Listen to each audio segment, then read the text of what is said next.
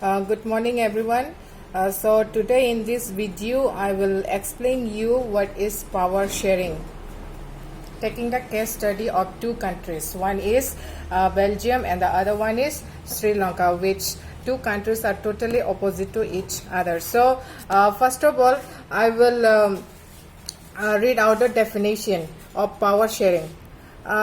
So the definition of the power sharing is power sharing means sharing of powers between political parties, pressure groups and movements. Such competition ensures that power does not remain in one hand. In long run, power is shared among different political parties that represent different ideologies and social groups. So I think after reading this or else after hearing this definition of power sharing, you have understood a bit. That is what power sharing actually means is that power sharing is the power is shared between different political parties or else a pressure group or else any groups. Whatever powers they have or else they have to share that powers equally. That means powers are powers are divided equally, not vertically.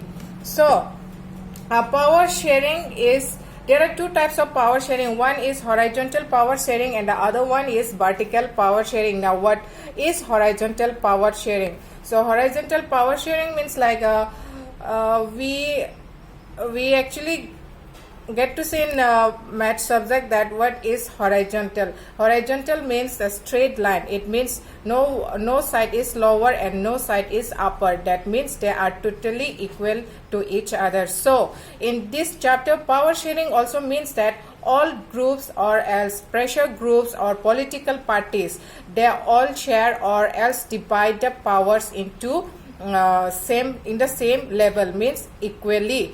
And now what is vertical power sharing? Now vertical power sharing means that vertical means we start that from higher position to the lower position. As in this case I have written like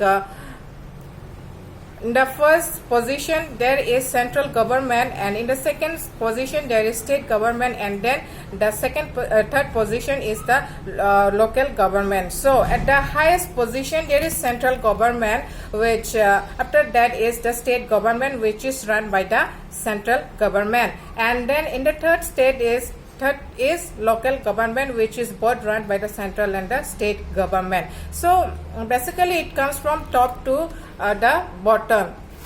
So power sharing is shared between the legislature, executive and judiciary. Now who are these legislature?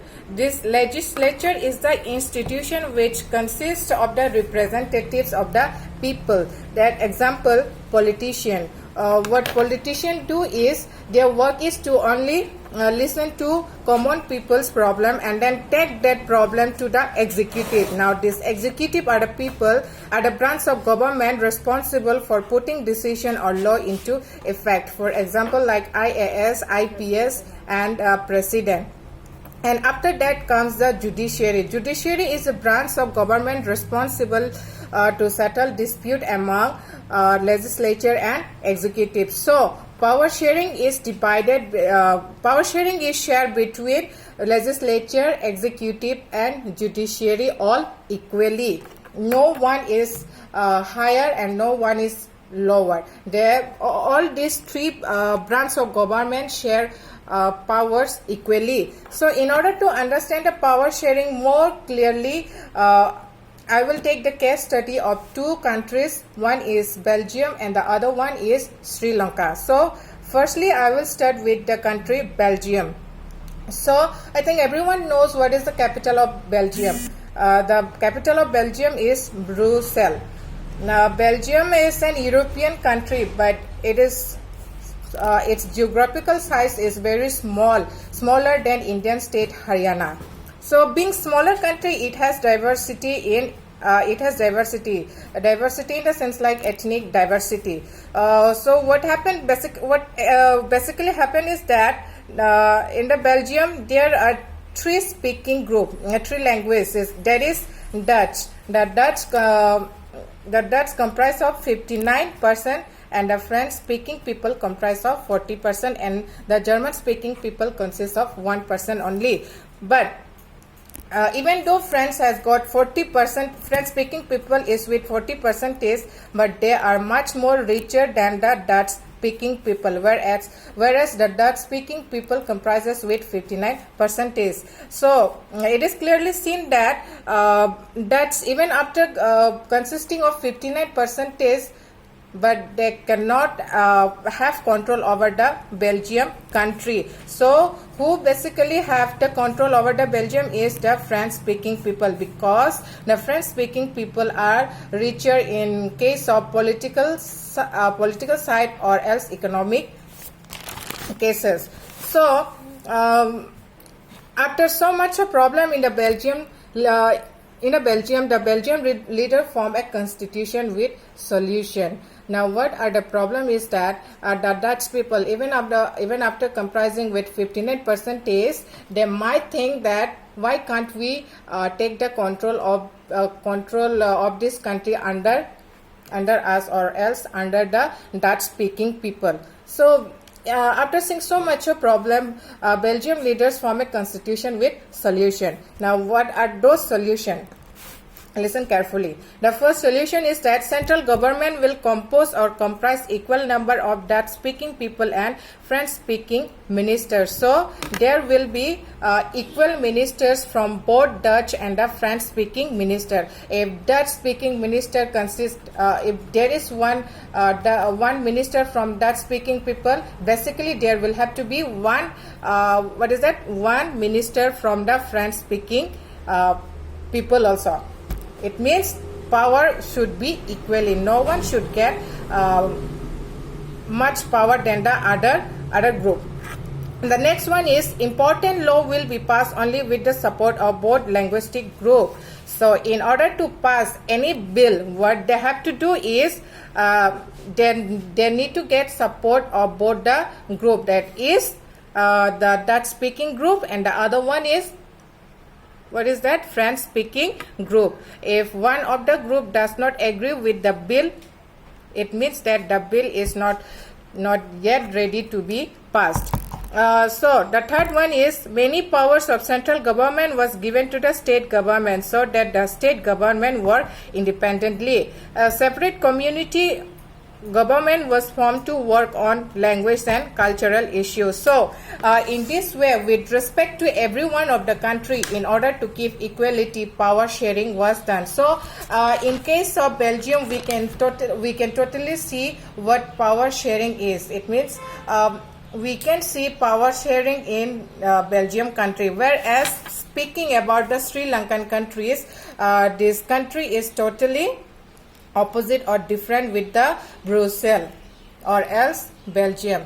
So now I will continue with another country, that is Sri Lanka.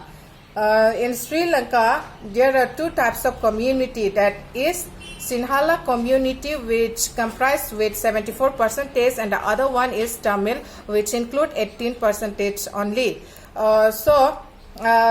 This Sinhala community, they are basically Buddhist in religion, and then the Tamils, there are two types of Tamils. One is local Tamil, and the other one is Indian Tamils. So these Tamils are divided into three religious groups, that is Muslim, Hindu, and Christian. But Christian is only with 7%. So what are the problems in Sri Lanka is that problem in Sri Lanka is obviously regarding minority and majority, where we can see that Sinhala 74% and Tamils 18%.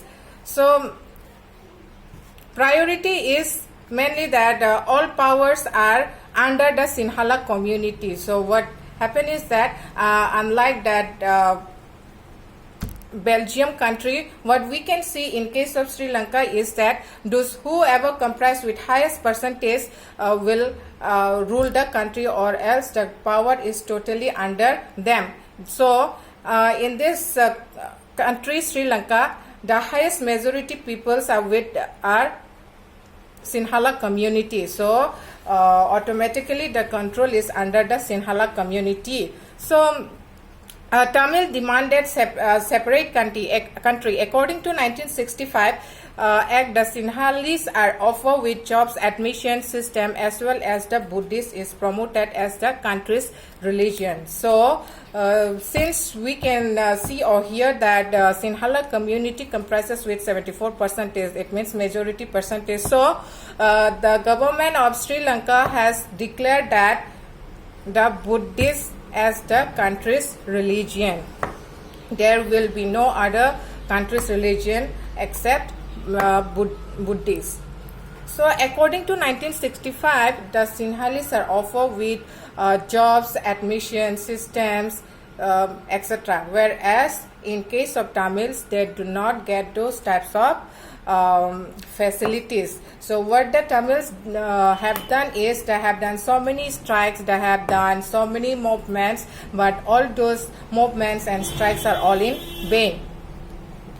So in this case, in this country Sri Lanka, loss of social, economic and cultural life is totally seen. It means there is no respect for the people of the country.